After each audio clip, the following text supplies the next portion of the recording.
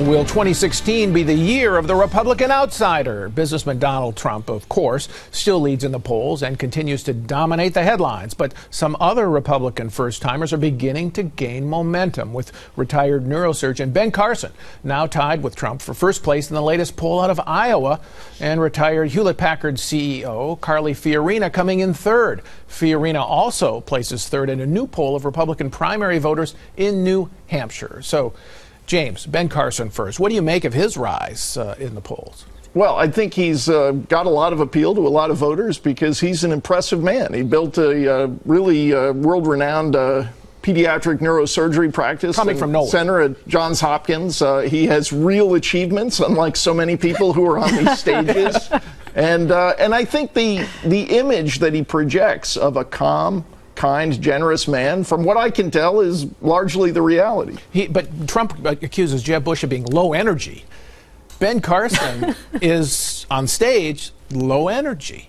Well, it's funny, isn't it? Because you can, it's a fine line between calm and reassuring and wimpy, isn't it? If you're in these political debates, but you don't accomplish what Carson has done by being wimpy. No, you don't. And I think in his case, the low key, the steadiness is appealing, especially in contrast to these kind of over the top personalities, Trump and Cruz. It's almost kind of a nice breather in these debates when you get to Carson, and he sounds like a kind of even-toned person. All right, Mary, how is Carson different than Trump?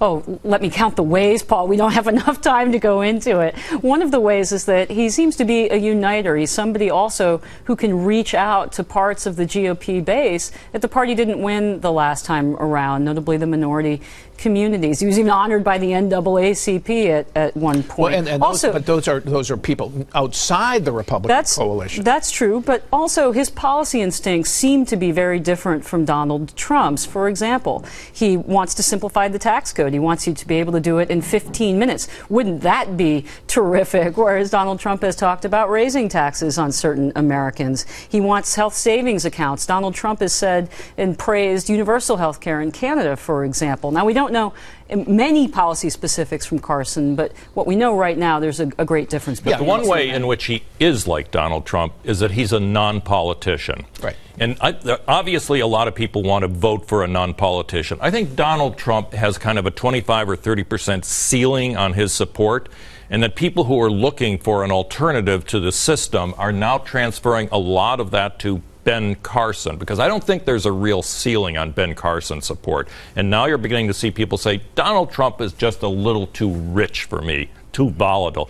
But I still want a non-politician, and that's going over to Ben Carson. James, if you add up all of the support for the three main outsiders, Fiorina, Trump, and Carson, it's over 50% in the national polls. So, but the last time the Republicans nominated somebody for the White House who was never held elective office, that was Wendell Willkie in 1940. I remember that. Yeah, and that didn't turn out very well. No, not so well. Not so well for the Republican Party or the country. So it is a cautionary tale. When you get a rookie, and this is why they almost never get to the nomination, is there is a large universe of things they don't know about politics, and it includes they don't have talking points, and they haven't thought of 100 issues that a normal politician has dealt with on a day-to-day basis. So there are going to be some rookie mistakes. Yeah. But they do bring something to the race. Take Carly Fiorina, for example. She has been an attack dog against Hillary, really taking on the issues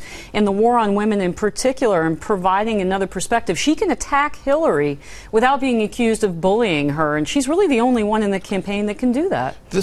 I think the potential for mistakes are there, and that's why, I mean, we'll see how each of these candidates wears in the polls. But here's a fascinating question that I haven't been able to answer. It used to be, Dan, that governors who were outside of Washington, they would be the outsiders, right? They would come in, Ronald Reagan from California, even George W. Bush from Texas. They would come in and clean up the mess, along with some executive experience.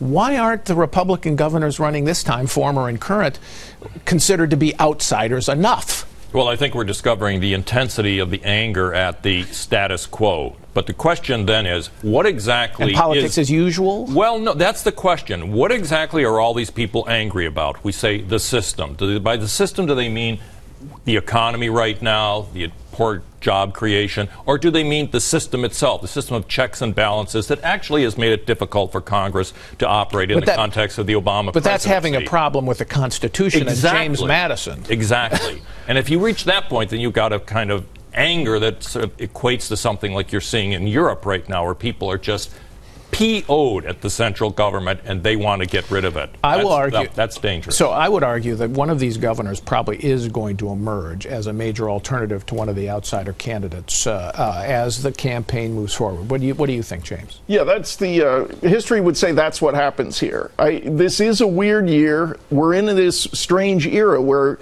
the Obama era has basically dialed back American growth, and maybe people want a real change. All right, thank you all.